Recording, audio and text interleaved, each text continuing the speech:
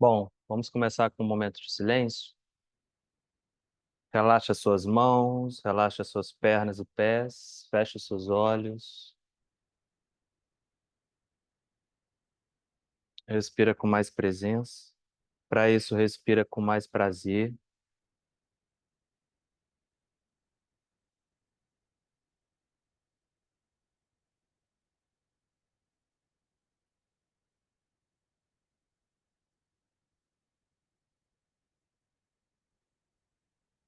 Shri Krishna Vadishaya Dishwarabhya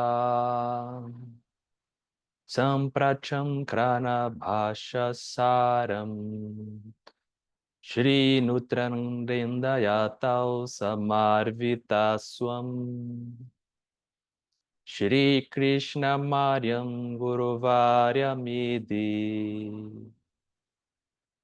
Virode Kartike Mase Shatatara Kritodayam Yogacharyam Krishna Maryam Guru Varyamaham Bhaje Shri Guru Pyo Namaha.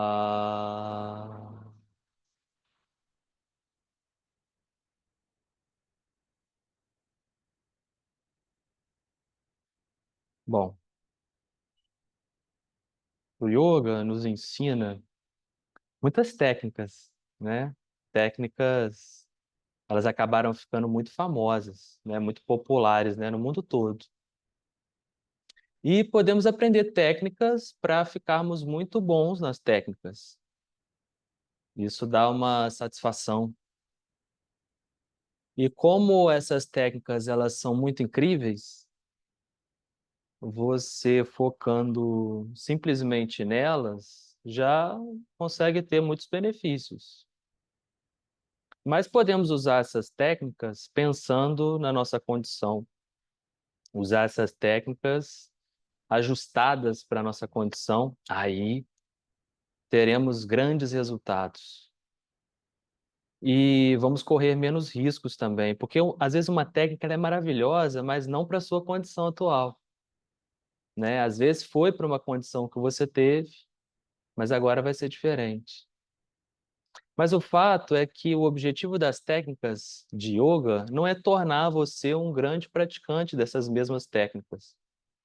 É te fornecer algum tipo de, de alívio, de sensação de introspecção, de mais foco, dar mais energia, relaxar, para você poder ter mais cabeça, uma mente mais centrada, para poder, então, investigar aquilo que está por trás das técnicas, que é a filosofia do yoga.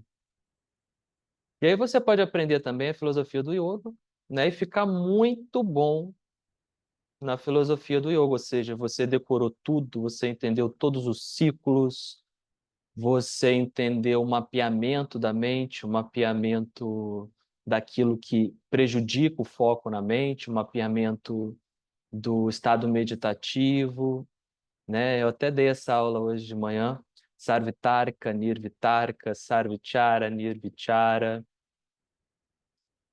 Você pode ficar, assim, expert, né? Assim como você pode ficar também um exímio praticante de técnicas.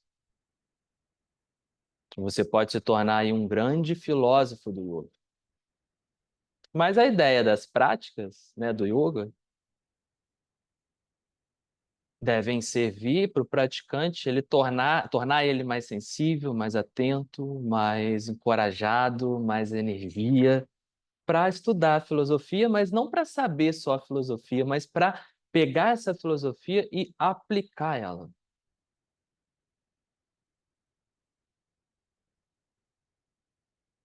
E então, tudo isso que a gente estuda vai fazer muito sentido, porque vai ser transformador.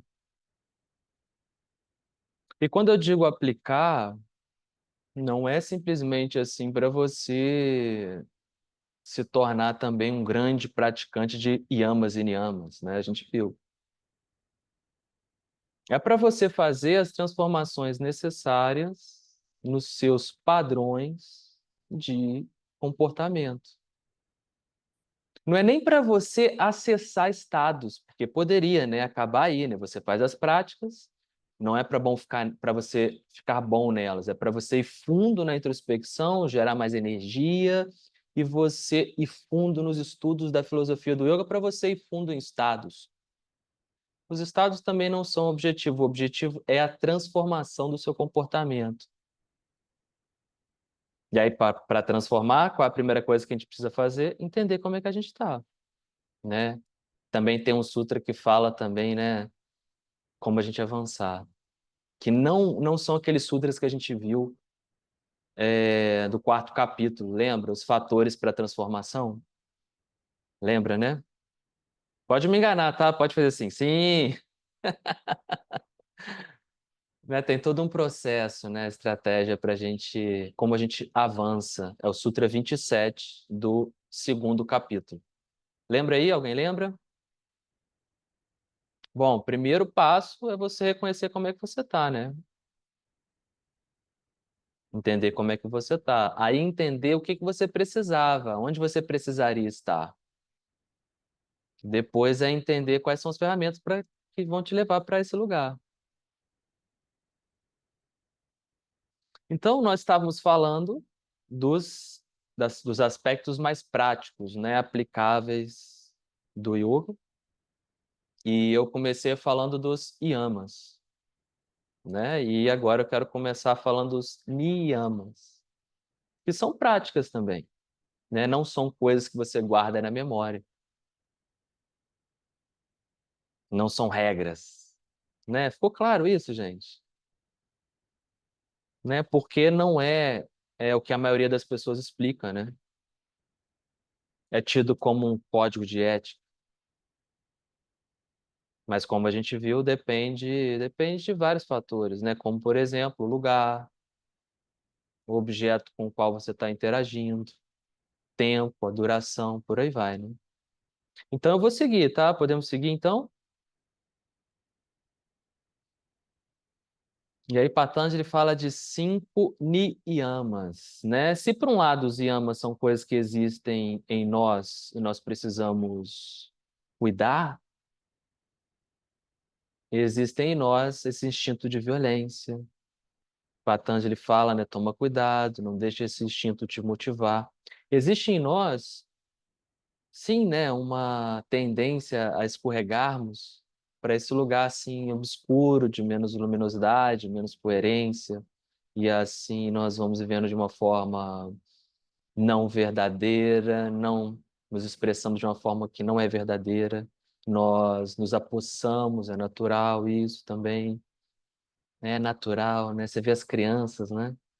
Pegam as coisinhas da outra, nós fazemos isso também. Não são só objetos físicos, né? Não só os guarda-chuvas, as canetas, os CDs. Lembra da época do CD? Nossa, como aquilo sumia, né? Livros, tapewares,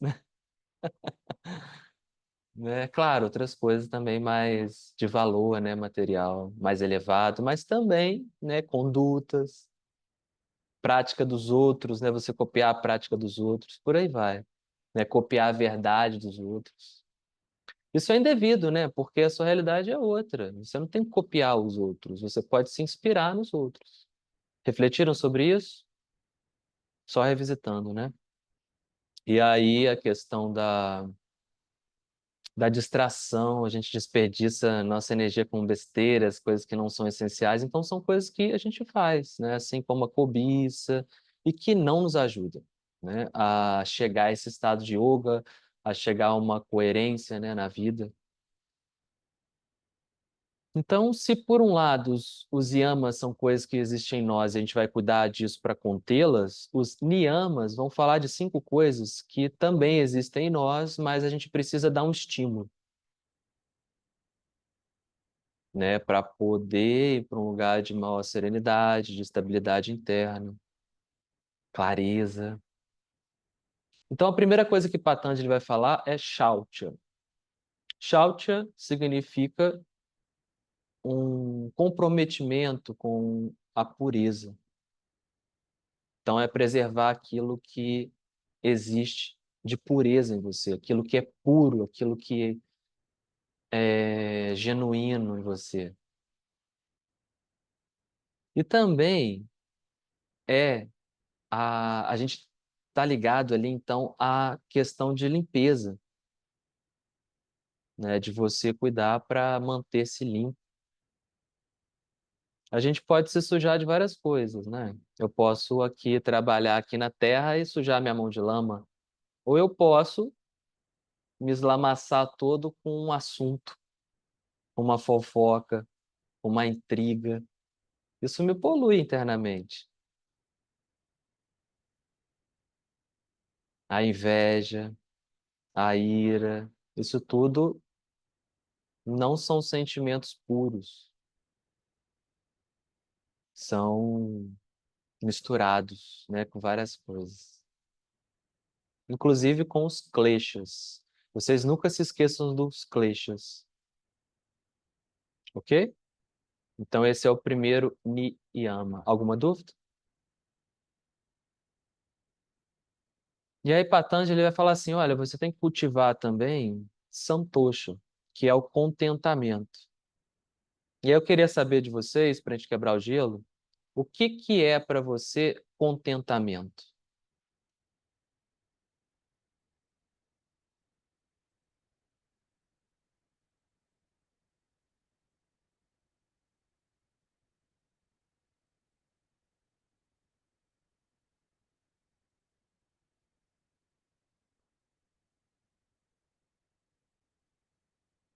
Não, não quer falar, não? Bom, se você for ver, é uma constatação, né?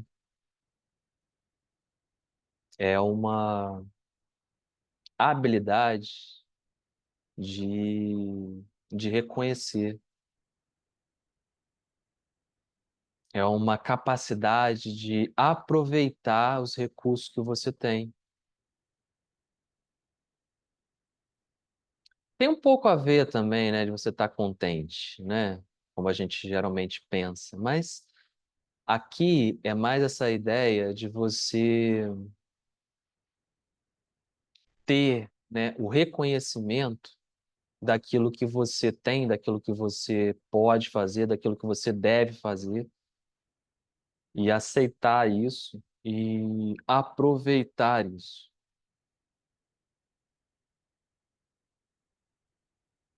Aí, né, a gente fala assim de às vezes coisas raras, né, que a gente contemplar as coisas raras às vezes. Então, por isso que Patanjali fala, então, medita sobre isso, porque aqui, nesses minutos, né, que a aula começou, é, meu coração bateu, a respiração fluiu, as células multiplicaram, né, os neurônios fizeram todas as sinapses necessárias para poder te escutar, poder também falar.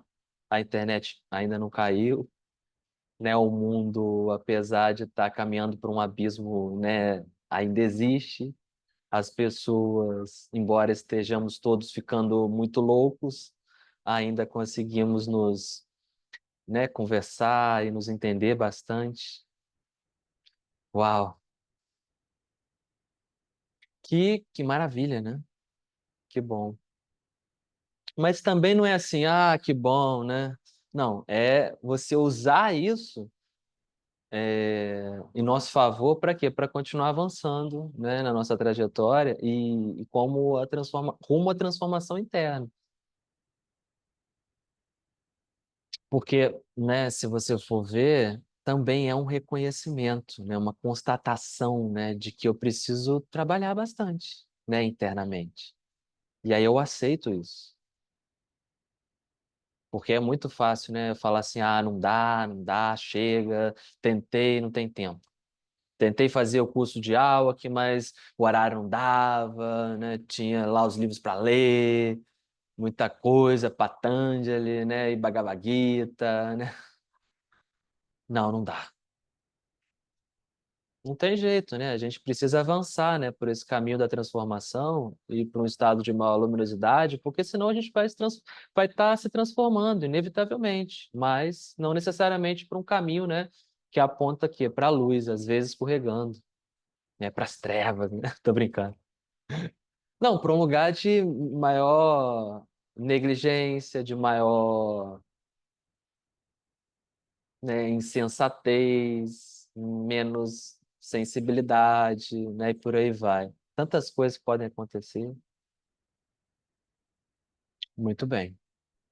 Eu, né, todo dia, por exemplo, eu acordo e, e eu tenho total certeza de que eu preciso fazer alguma coisa para o meu corpo, para minha respiração, para o meu estado mental. Eu não brigo contra isso. É o contentamento. Por quê? Porque o corpo está falando, né? A mente ela está toda desafinada ali, está toda desajustada. E aí eu tenho um contentamento de que, né, quem que é responsável por isso? Eu preciso mudar isso. Então aí eu faço algumas técnicas, algumas práticas, algumas respirações, algumas reflexões. Para quê? Para afinar um pouquinho mais, né? E aí eu sinto que adianta. E aí um pouquinho só que afina, né, melhora e já fica muito diferente. Então isso é algo que a gente precisa meditar profundamente, né? Aquela ideia de olhar o copo vazio e o copo cheio. E se contentar com a parte que está vazia e com a parte que está cheia. Mas aproveitar, né? Aproveitar a parte que está cheia e aproveitar a parte que está vazia também. Você vai encher com o quê? Essa parte eu nunca tinha pensado, gostei. E aí depois Patanjali vai falar de mais três. Alguém sabe? Alguém, algo, mais três niyamas. Tapas, Swadhyaya e... Isso, essa mesma aí. Eu sei que você pensou. Pode ler aí, tá, o material. Pode abrir ele, pode ler, pode falar, pode colar. Então precisamos incentivar em nós, né, a força de vontade, né, para quê? Para avançar. E essa força de vontade deve estar voltada para eliminar impurezas. Porque, né, vamos lá, força de vontade, aí você vai para as técnicas sua pra caramba e se esforça muito e vai ler todos os livros 5 vezes. É uma força de vontade, né? Mas ela tem que ser uma força de vontade específica, né, especificamente voltada para o processo de purificação. Purificação de quê? Ah, a purificação ela nunca é algo, né, abrangente. Precisa ser sempre o quê? Pontual. Eu preciso entender aonde, em mim, o que em mim eu preciso purificar. Você vai, né, vivendo, e só de viver numa cidade média, assim, já tem um estresse danado, né? Trânsito, barulho, relações sociais, por aí vai. Esse estresse ele fica com a gente, né? Se a gente não faz nada, né? Vai para o nosso sistema nervoso, né? Vai para o nosso sistema endócrino. A alimentação também, né? Nem sempre a gente digere tudo muito bem, ainda mais consumindo muitas porcarias, né? Eu sei que aqui todo mundo não, todo mundo se alimenta de forma exemplar, né? Mas as porcarias assim, né? Ou comida boa que não é bem digerida, né? Ela acaba ficando em nós como toxina, igual uma comida que é uma porcaria. Então eu preciso que aliviar, eu preciso liberar essas toxinas todas, né? Físicas, mentais, porque senão eu vou acumulando. Isso vai bloqueando, né? Não só o meu corpo, mas também a minha mente. Então, tapas entra como essa força de vontade para eliminar essas impurezas. Isso existe aí em cada um de nós. Precisamos incentivar. Swadhyaya é uma capacidade de reflexão, uma uma capacidade analítica voltada para si. A nossa mente ela é muito boa de julgar os outros, né? E entender o que está acontecendo com os outros, mas isso deve ser voltado para nós. Aí isso vai nos ajudar, porque ficar criticando os outros, analisando os outros, ficar nesses julgamentos, isso não nos agrega nada.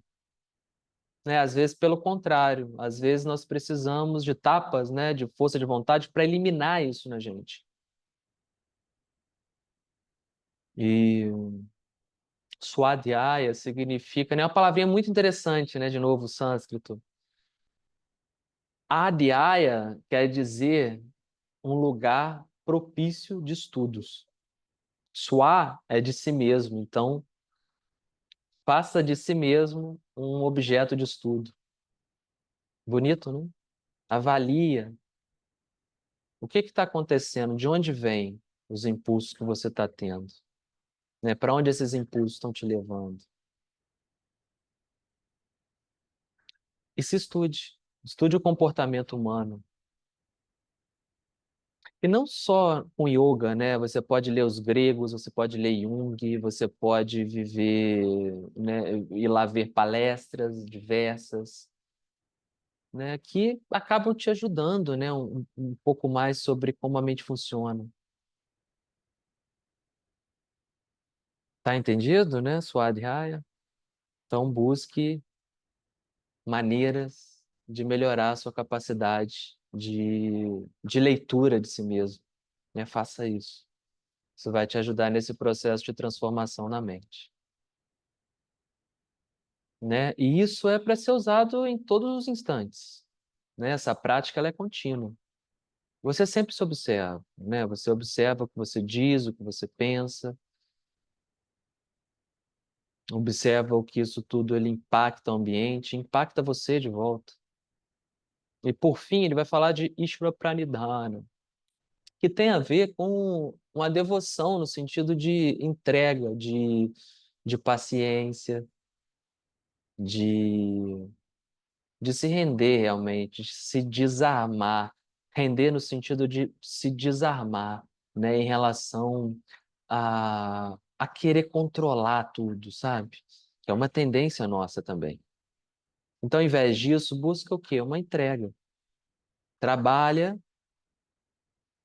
internamente para sua mente ficar mais atenta, mais ativa, mais dinâmica, mais pacífica. E não é só para atuar, né? Às vezes é para deixar as coisas acontecerem. Então, esse é o último niyama. Molezinha, né? De decorar, tudo isso cabe em uma mão, e são dicas que Patanjali nos dá para transformar a mente, né? Deixá-la mais clara, tornar ela mais limpa e funcionando, né? Adequadamente, né? Com parâmetros, né? Mais elevados. Porque, na verdade, a gente funciona com parâmetros, né?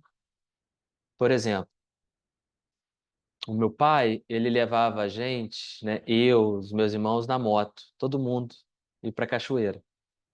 Sem capacete, né? Sem até camisa, às vezes. Claro, é outra época, né? Mas, enfim, era perigoso igual, né? Ele tinha um parâmetro na cabeça dele. Ele achava que nada ia acontecer. Realmente nunca aconteceu, ele era muito prudente. E eu posso crescer com esse parâmetro, né? Tudo é parâmetro. E a gente segue o quê? Parâmetros. Só que nem sempre a gente segue bons parâmetros. E aqui Patanjali está nos dando, então, bons parâmetros. Bonito, né? Alguma dúvida sobre yamas niyamas? Maravilha, né? Todo mundo fez Yoga Sutra já aqui. Bom, esqueci de falar, mas aqui na casa está tendo um evento, então talvez o barulho ele vai chegar aqui pra gente, tá?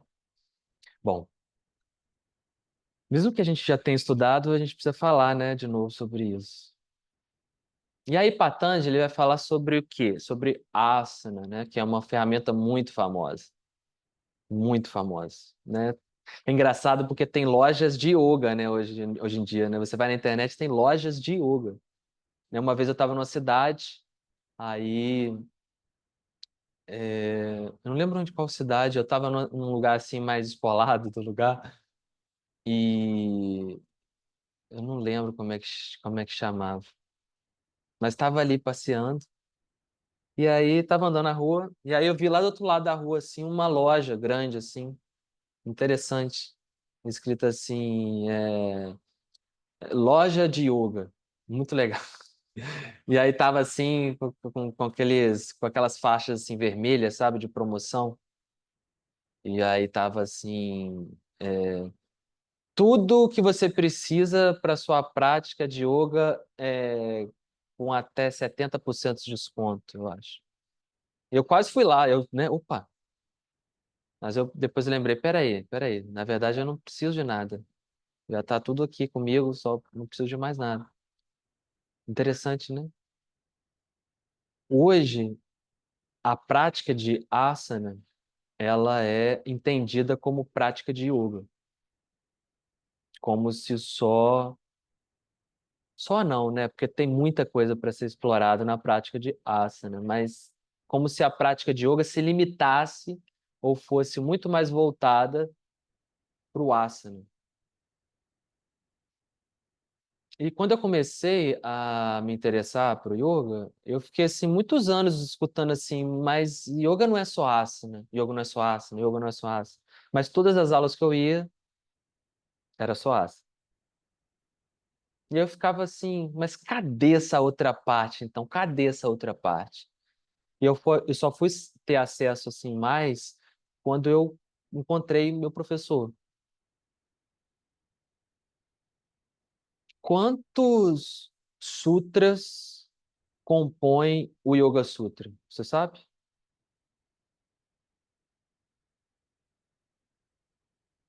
Pensa aí, puxa da memória. 195 ou 196, né? Sabe por que que é 196? Algumas pessoas consideram, sabe, um a mais? Sabe por quê? Lembra não? Porque no terceiro capítulo, algumas pessoas consideram que o Sutra 20, o Sutra 21, eu acho que no Sutra 20, tem um comentário de Vyasa que para muitas pessoas esse comentário é um sutra, mas na nossa linhagem é um comentário de Vyasa. Então, para algumas pessoas, 196. O Yoga Sutra de Patanjali, segundo Iyengar, ele fez também uma tradução muito assim pessoal, sabe? Que tem 196, mas a maioria é 195. Então, 195. E o sutra é um formato literário assim bem enxuto. É muito espremido, né? Não são frases.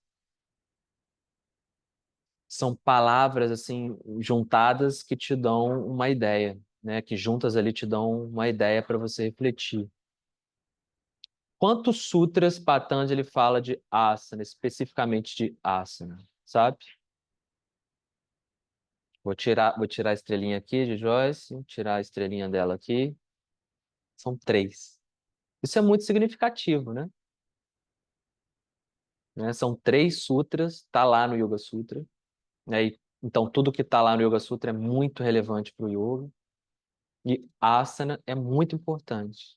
Mas o peso que o asana tem hoje em dia, né, até mesmo entre as pessoas, né, que praticam yoga, né, que estão engajadas no yoga, é desproporcional. Né? O quanto, né, as pessoas gastam energia, ou quantas pessoas elas se limitam, né, só ali, né, torna o asana hoje em dia desproporcional, inclusive até atrapalha, né, o processo do yoga como um todo, porque a pessoa ela dedica ali todo o dinheiro dela, né, e eu falo dinheiro porque tem cursos que são caríssimos, tem pessoas que vão para a Índia, ficam lá 3 meses, 4 meses fazendo curso de asana, Então, né, tempo, dinheiro, energia, às vezes até os seus corpos, né? Você prejudica o seu corpo ali pela intensidade que você se propõe a se engajar nos asanas, né? E aí, né, sobra o quê? Menos tempo, né, e outros recursos para você investir, né, no resto, né? Quem é bom de matemática aí? Faz aí 195, né, em 3. Faz aí, Joyce. 3 de 195. Então, bota aí X, tal, não sei o quê, vai fazer a matemática aí, que eu sou péssimo em matemática. Eu sou melhor com as palavras, assim. Mesmo assim, as palavras, né? É, quanto é, você sabe? Qual a porcentagem? 4%? Não, acho que é 1,25. Olha só, né? Então, a gente gasta, às vezes, 100% da nossa dedicação do yoga a 1,5, sei lá, por cento do que é o yoga, né? Do que o yoga se dispõe para nos dar. Muito interessante isso, né? Se eu falei errado, me manda aí depois, tá? É, a gente não vai entrar tanto no assunto asana aqui nesse curso, né? Mas aqui a gente está falando assim um pouco mais, não das práticas em si, de técnicas em si, né? Aqui a gente só está ilustrando, tá?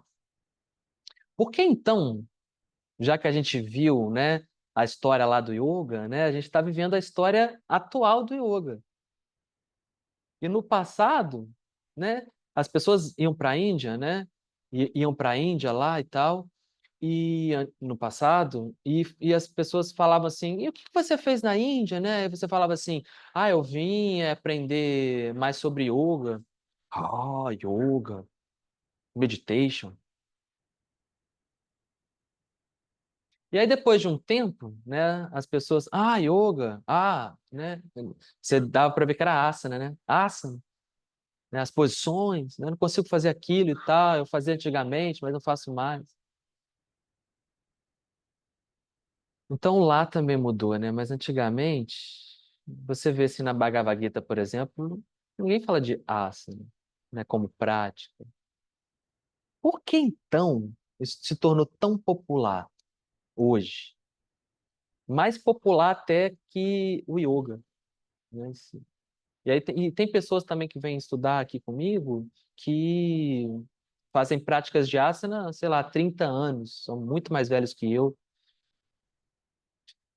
e nunca tiveram acesso ao conteúdo que fala, né, do funcionamento da mente, por exemplo, né, que é muito valioso, né, muito importante.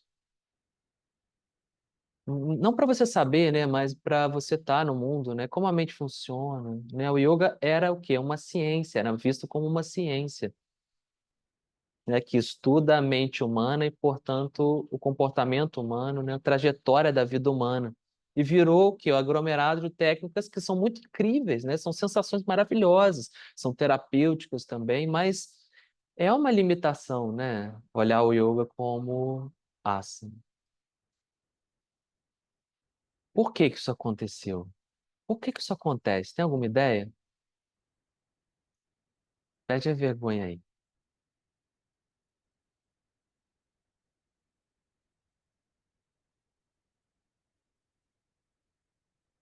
Porque é a parte do yoga que pode ser visível por outras pessoas, vista por outras pessoas.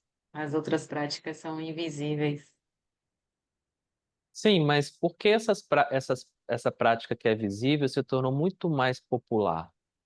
Por que que você acha?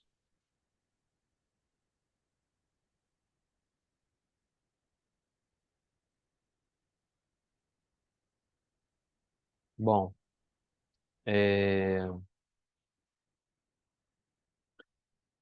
tem a questão física, tem a questão estética, tem a questão do bem-estar, tem a questão do, do alongamento, da saúde física, né? Alguma questão física, né? Conta muito na nossa sociedade, não é isso? E aí, os asanas, eles são muito apelativos nesse sentido. Esse é um ponto.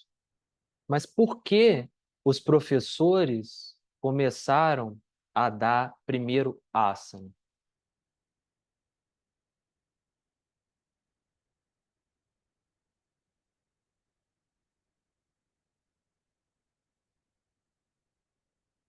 Na verdade, tradicionalmente, né, voltando lá atrás, então, no contexto histórico, o aluno, ele se interessava, né? Sempre foi assim. O yoga nunca foi popular. Popular é hoje. O aluno, ele se interessava. O aluno via o que? A necessidade de se transformar. O aluno enxergava no professor algo de valioso que essa pessoa poderia transmitir, né? Via no professor alguém que pudesse ajudá-lo, né, na sua jornada interna. E quanto o professor ele não tinha nenhum aluno, ele estava ali no canto dele. Era assim, né? O professor estava ali no canto dele, né? Não se autopromovia, ele esperava, né, as pessoas que estavam com uma genuína vontade, né, de trabalhar naquilo que aquela pessoa, né, que o professor tinha a oferecer. E aí, o professor ele ia transmitindo tudo, né, relacionado ao yoga, conforme o que a pessoa fosse, né, tivesse aberta e o que preparada para receber. Então, a primeira coisa que a gente faz no yoga, se você for estudar, como aplicação, é pacificar. Então, o bem-estar vem primeiro. Vamos lembrar, né, do ciclo do klesha, o ciclo do karma, né? Lembra? É muito interessante porque eu fui num retiro muito legal. E depois que eu estudei esse ciclo, eu achei bem interessante, né? E aí eu estava participando desse retiro e era um retiro de prática, de práticas, mas eu fui lá falar um pouquinho sobre o yoga. E não tinha papel, não tinha quadro, não tinha nada, né? Aí eu fiz um ciclo, assim, fiz o ciclo do karma em pé. Foi legal, achei bem legal, né? Começava aqui num lugar, sabe? Aqui eu vou agir, né? E toda ação dava um passo para o lado, que é uma reação, que vai gerar o quê? Uma sensação também, dava um passo para o lado. Aí eu dava 3 passos voltando, mas antes da ação tem a intenção, a motivação, né? A motivação, aí dava outro passo a ação, aí dava outro passo, né? A reação, aí dava outro passo a sensação. Então eu falei, e essa sensação aqui, ela vai ser a motivação para a próxima ação. Aí dava um outro passo. Aí ficava percorrendo assim, ficou bem marcado assim na sala, sabe, os lugares. Eu achei bem interessante. Ficou meio teatral, né? Então a gente quer fazer o quê? Aliviar esse ciclo, né? Então o que que eu faço primeiro? Aí eu vou lá para aquele primeiro lugar, tento aliviar essa carga aqui, né, que eu estou sentindo para as próximas ações não serem motivadas por essa carga muito intensa. E por isso o yoga ele foi muito relacionado a relaxamento. Antigamente era muito mais relaxamento. Mas às vezes o yoga, né, as práticas são para ativar também. Mas primeiro é relaxamento. Primeiro vamos pacificar. Então o ciclo do karma é uma explicação também. E qual é a ferramenta mais fácil assim, né? Mais acessível? Mantra, asana, né? São muito acessíveis.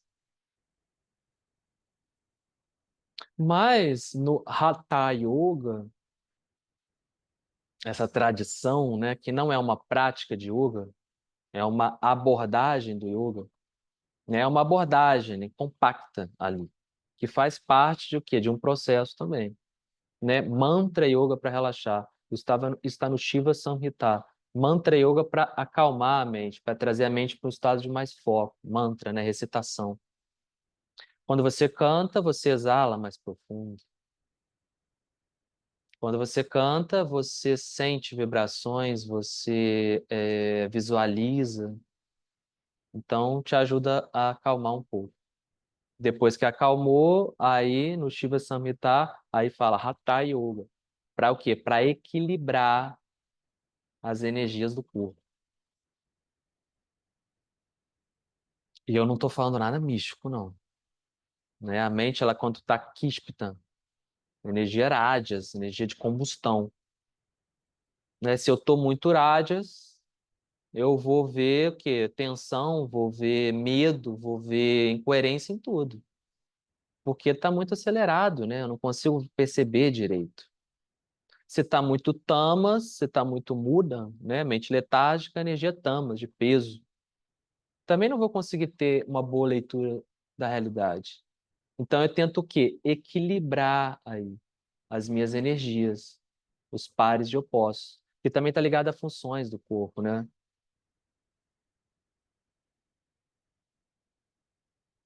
E no Hatha Yoga Pradipika,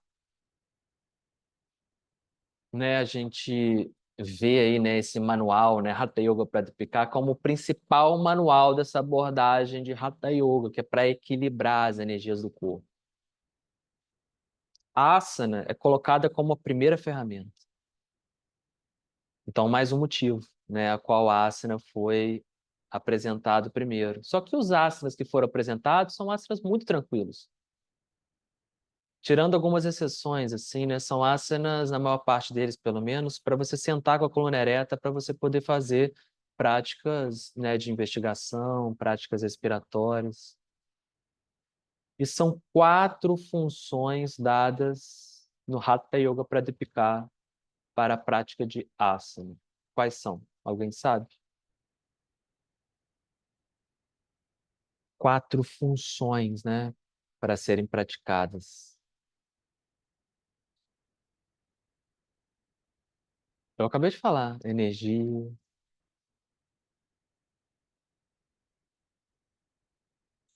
Quando tem excesso de combustão, você faz alguns asanas para diminuir essa combustão, para diminuir rádias. Quando tem excesso de letargia, você faz alguns asanas para incrementar mais, né, o fluxo da energia no corpo, oxigenar mais o cérebro, trazer mais vigor. Você faz práticas para eliminar tamas. Simples, né? Então perceba, não é a prática que é o objetivo, é sempre o resultado. Então você pode, se está muito agitada, você pode usar então inúmeras práticas de asanas para diminuir a agitação, né? E cá entre nós, né? Se está perfeito o asana, não, né? A perfeição é o quê? É uma coisa meio abstrata também, né? Então vamos tirar essa preocupação. Você tem que fazer de forma o quê? Segura, né? Os alinhamentos estão aí para isso, né? Isso ajuda a focar também. Mas assim, se eu estou muito estressado, estou muito agitado, eu vou para uma aula de asana. E aí o aula que fica falando lá, olha, vamos girar a escápula aqui, faz assim, o braço vem para cá e tal, e, né, com foco incrível na perfeição estética do asana, eu vou sair mais irritado dali. Porque aqui dentro já está um barulho danado. E o professor está ali mandando, mandando, mandando, mandando. Eu não vou sair mais relaxado. Agora, se eu estou muito letárgico, estou à beira de uma profunda depressão, e aí eu vou numa prática de asana, em que o aula que quase não fala, ele me deixa ali muito tempo nas posturas para frente, com foco na exalação, tem muito intervalo entre cada asana. Como é que eu vou sair dali? Vou sair tamásico, né? Vou sair pesado também. Ah, mas a gente ficou em silêncio, né? Então foi ótimo. Não, aquele silêncio para mim é horrível, porque é, eu fico ali com os meus pensamentos negativos, eu fico ali na minha introspecção que me distancia do mundo, que eu fico numa fuga, né? O mundo, né? Ele me atrapalha, né? Eu acentuo isso. E é incrível como hoje em dia tem brigas, né? Não, essa prática, esse estilo é melhor do que o outro. O ser humano que é o mais importante. O ser humano é a coisa mais maior de grande. Conhece esse disco do Gonzaguinha? A pessoa é a coisa mais maior de grande.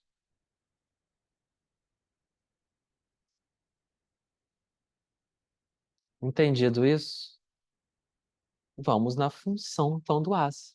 Não o que você pode fazer com que o asana, sim o que o asana pode fazer por você, né? Você usando ele bem. Então, qual estilo de yoga você dá aula? Depende da pessoa. Tem pessoas que estão com uma mente muito acelerada e às vezes, né, falam muito, aí eu tenho que falar muito. E são muito dispersas, aí eu vou trazendo ela, olha, presta atenção aqui, presta atenção ali, presta atenção aqui, presta atenção ali. Eu não quero que ela faça uma postura maravilhosa, eu quero que ela fique mais centrada, que tire um pouco mais ali o rádios. Ela vai evoluindo com o tempo, né? Mas o objetivo não é esse. Seria, assim, maravilhoso, né? Se eu pudesse fazer uma retroflexão perfeita e isso me trouxesse o quê? Um estado de mente mais serena, né? Não só isso, né? Mudasse o padrão da minha mente. Porque eu posso ter ali o quê? Um momento ali de 20 minutos, né? Depois de ganho, de mais serenidade. Mas se não mexe no padrão, não vai adiantar, né? Essa sensação, ela não vai restar por muito tempo, ok? Então, eu uso as técnicas que vão me ajudar.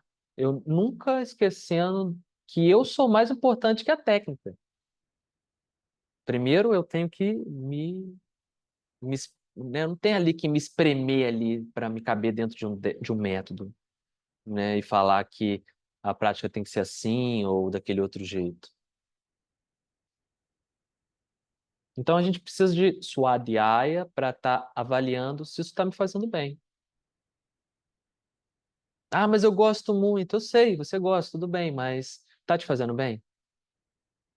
Tá diminuindo a agitação quando você está agitado e tá diminuindo a letargia quando você está letárgico? Tá. Então tá ótimo. Nem quero saber se, né, qual prática que é, continuo fazendo. Então eu falei de dois, né? O terceiro é, segundo o Hatha Yoga Pradipika, Arogya, gerar bem-estar, gerar uma saúde mais estável. E aí é para cada pessoa também, diferente, né? A prática ela vai ser diferente para cada pessoa. A gente está vendo, né, que precisa ser diferente. Porque o professor pode dar uma prática de asana maravilhosa, mas não era aquilo que eu precisava naquele dia, nem naquele momento. Eu precisava ativar, precisava relaxar. E o terceiro é Arugyan, é manter a saúde estável. Então, nunca deu forçar, né? E aquele empenho incrível que a gente bota, né, quando a gente bota para fazer várias coisas, né, correr maratona, passar na prova da faculdade, né, e tal. Esse não é o empenho que a gente deve colocar aqui na trajetória do yoga. A gente deve colocar aquele empenho que é um empenho sereno, dentro das nossas possibilidades, sem gerar estresse. Senão você acaba indo pro yoga e arrumando o quê? Mais um problema para sua vida, né? Acontece. Né? Então, gerar o quê? Estabilidade na sua saúde. E o último é, esses três, eles estão no primeiro capítulo. Esse último, quarto, está no segundo capítulo, né? O primeiro verso. Alguém se arrisca?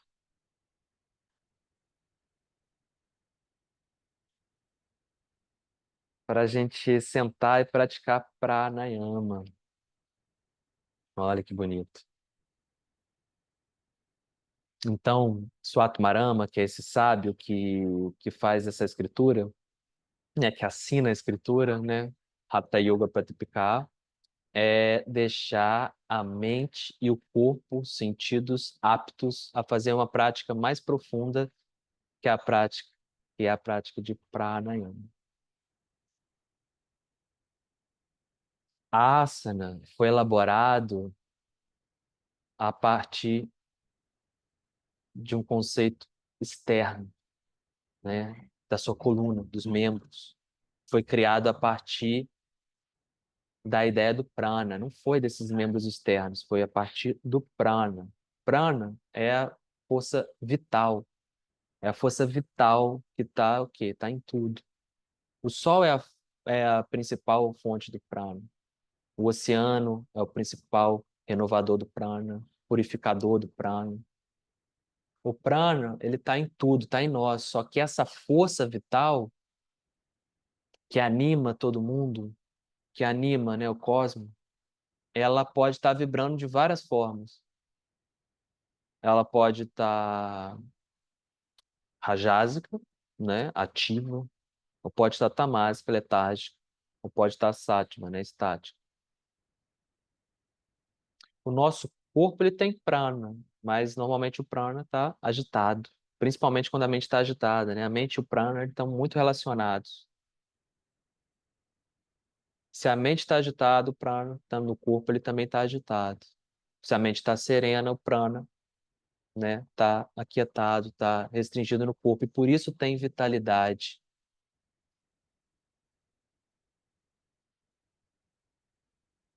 A própria ideia de Hatha Yoga é justamente equilibrar rajas e tamas, duas energias opostas, ou Ha e Ta, Pingala e Da, energias que são opostas e precisam estar em yoga, em harmonia.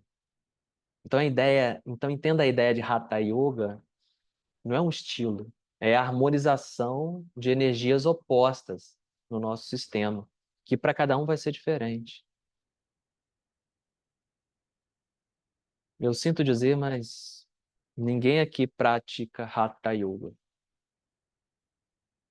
Como assim? Eu fiz um curso de formação em Hatha Yoga. É difícil dar aula de yoga porque a gente se vê assim, né? Tá falando do yoga, professor, né? Em certas situações que é tão difícil de explicar, né? Se você for ler a literatura de Hatha Yoga, não tem um método ali que você tem que seguir, mas tem ali um procedimento, procedimentos, que começa com asana e asanas que vão te ajudar nesse sentido, e para cada um vai ser diferente, né? Você só alinha aquilo que está desalinhado em você se você fizer uma coisa específica, né, para a sua desarmonia, né? Então, a prática em grupo, será que as nossas desarmonias são iguais?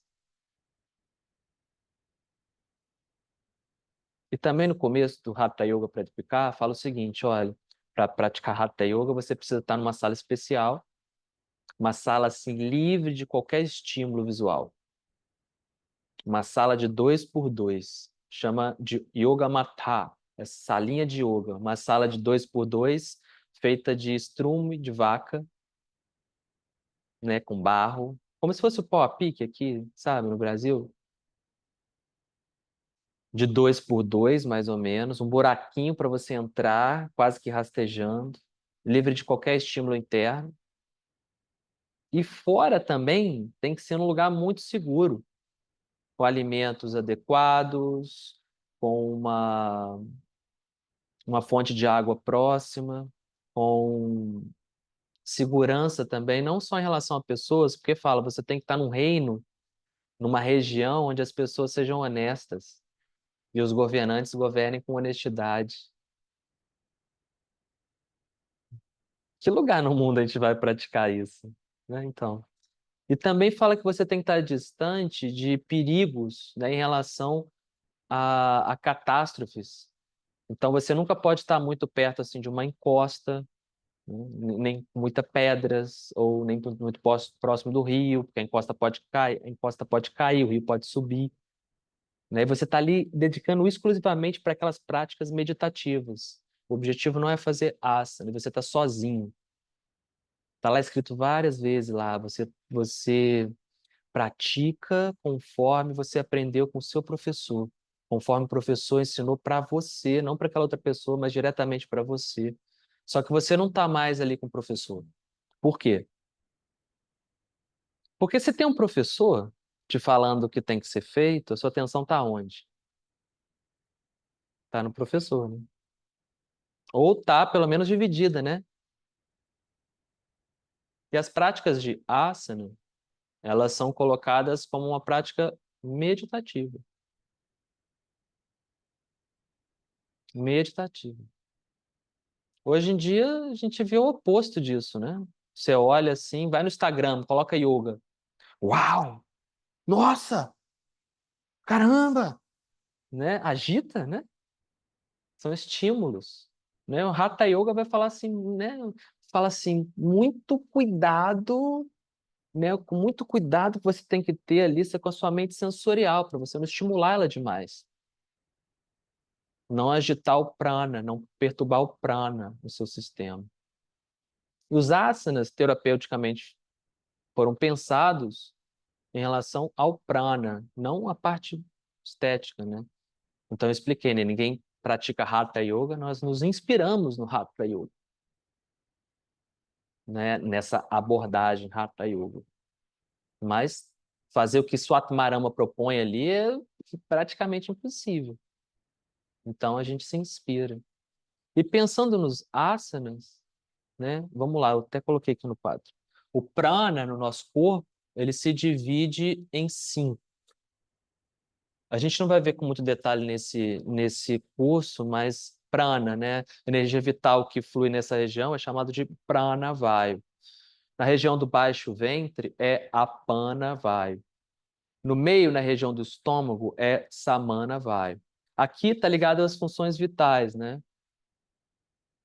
Então, o prana, ele precisa contemplar essa área para beneficiar o quê? Esses órgãos aqui. Está ligado também à inspiração. No baixo ventre está ligado à expulsão de coisas que o corpo não precisa mais. Então é a eliminação, né? Chamado de apanavayu. Hatha Yoga também significa equilíbrio, né? Yoga, união. E para duas coisas que precisam estar em união, precisam estar equilibradas, do pranavayu para o apanavayu, aí vai ter saúde. Essa energia de trazer e a energia de expelir para fora tem que estar equilibradas. E no meio está o Samanavayu, que é o vaio. Vaio significa vento. Então, energia que leva o prana, o vento que leva o prana aqui, lá embaixo, no baixo ventre, a região aqui também do estômago, que está ligado à digestão, às enzimas. Aqui, no pescoço, está ligado à regência dos órgãos, dos sentidos, né, os sentidos em si. E existe o prana, ou vento, que leva a energia para tudo que é lado no corpo, que é o Vyana vai. O prana, apana, Vyana, udana e samana aqui no estômago. Os asanas, eles podem nos ajudar a regular, né, como é que está esse vento aí, porque às vezes está bloqueado, às vezes está uma ventania danada. Então eu preciso ou estimular ou acalmar, pacificar, né, essas energias no corpo, esses pranas, né, ou a manifestação do prana no corpo. Então todos os asanas deveriam ser vistos pelo conceito de prana sthana, tá? Eu acho que não está no livro que eu mandei para vocês, né, no material. Então, aonde você quer beneficiar o prana? Então, as posturas para frente, de flexão para frente, elas vão beneficiar o quê? O apana vai, a região do baixo ventre. Olha que interessante. Aqui está o Uttanasana no quadro. Tá vendo? Não sou, não sou, não desenho muito bem não, mas acho que dá para ver, né? Qual a diferença aqui desses dois bonequinhos? A postura é a mesma, o Uttanasana. Dá para ver? Qual é a diferença? Joelho. Isso, o joelho está dobradinho, né? Então, no ponto de vista do alongamento, aqui eu alongo mais a posterior da coxa. Maravilha. Muito bom isso, né? O quadril também vai se beneficiar. Mas do ponto de vista do prana, talvez essa aqui te beneficie mais, porque você dobrando a perna, você consegue muitas vezes relaxar a região do baixo ventre. E essa região do baixo ventre, segundo o yoga, e segundo o Ayurveda, né, que é a ciência, assim, a medicina milenar da Índia, todos os problemas que acometem o corpo, eles chegam primeiro ou se iniciam lá no Apana Vaya, na região do baixo ventre. Às vezes eu posso estar aqui forçando, né, e cheguei num alongamento maravilhoso, mas está tudo tenso aqui.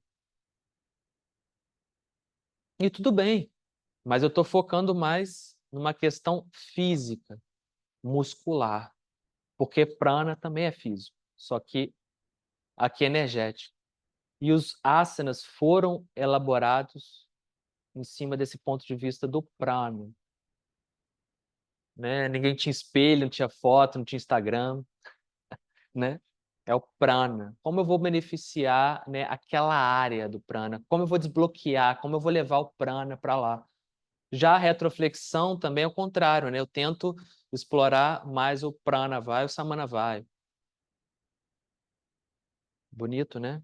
Então, as famílias dos asanas, né,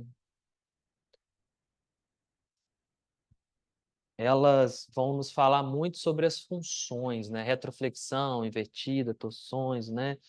Vão falar muito das funções do corpo, para onde você leva, né, o fogo, né? Porque, né, aqui tem é a representação do fogo. Então, a respiração e a forma do asana vão te dar os benefícios do asana.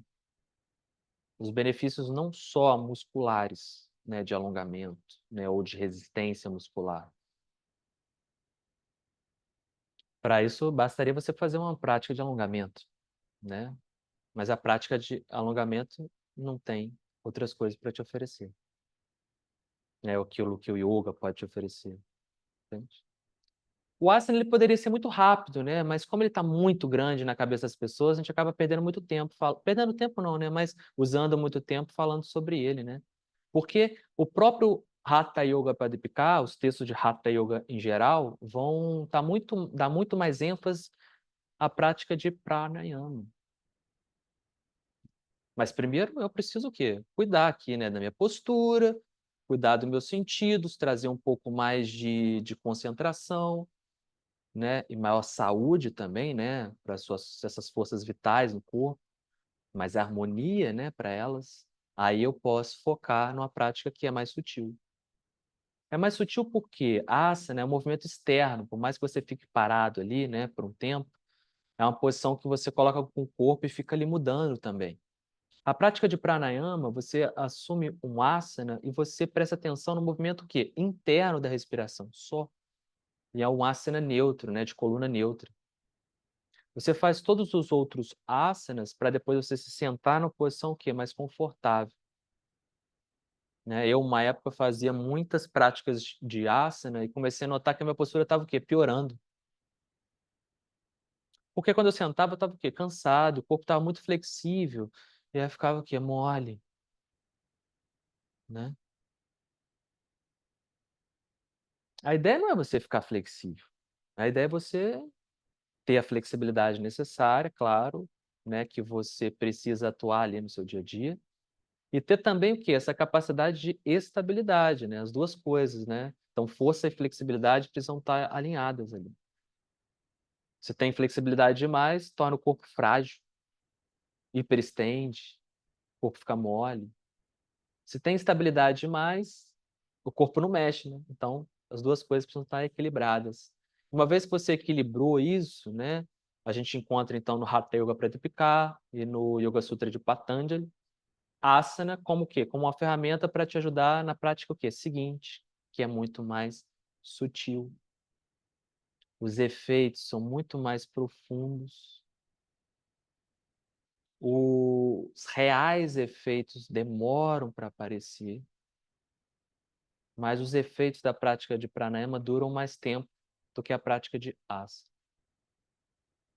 Por que que os efeitos demoram para aparecer? Porque eu faço aqui, né, uma extensão lateral, eu sinto bem-estar, que maravilha, né, alongou, muito bom, né. Espera aí, tem que fazer para o outro lado, senão vai ficar com ciúme. Maravilha, e tal. Pronto. Né, daqui a pouco vai passar, né, essa sensação vai passar. O pranayama, ele vai começar a tratar de um ritmo mental, dos padrões da mente, né? A respiração e os padrões da mente, eles estão intimamente ligados. Quando você está agitado, a sua respiração está agitada. Quando você está sonolento, a sua respiração vai estar sonolenta. Com o pranayama, nós tentamos tirar primeiro que as agitações e esse padrão errático da respiração, e isso começa a influenciar a mente, que vai resistir, é claro. Todo padrão resiste, né? O padrão é o quê? Como uma pedra ali, né? Funciona como? Como uma pedra ali, pum. Ele não sai fácil.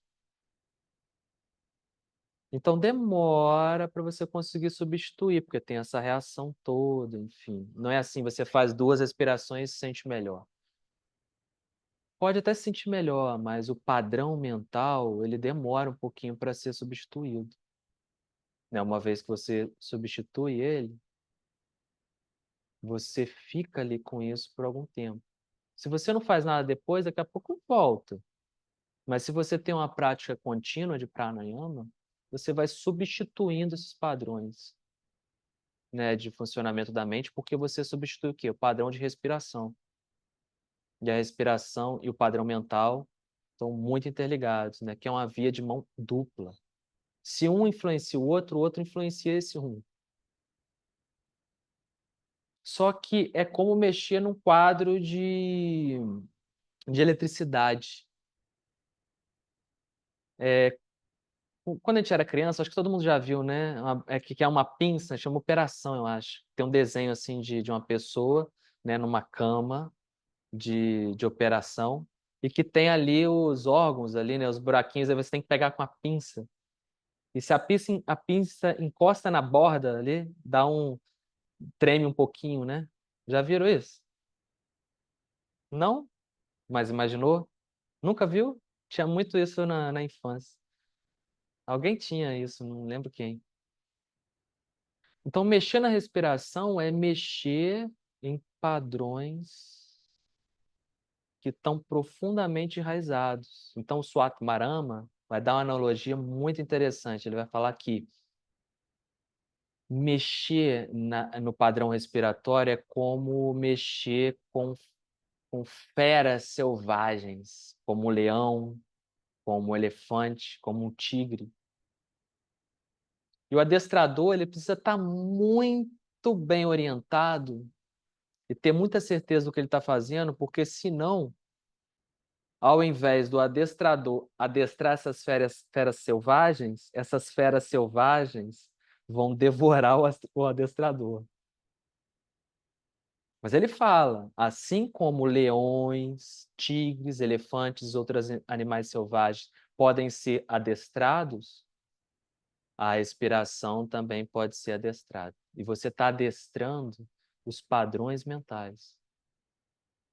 E por que as feras elas podem devorar, né, o adestrador?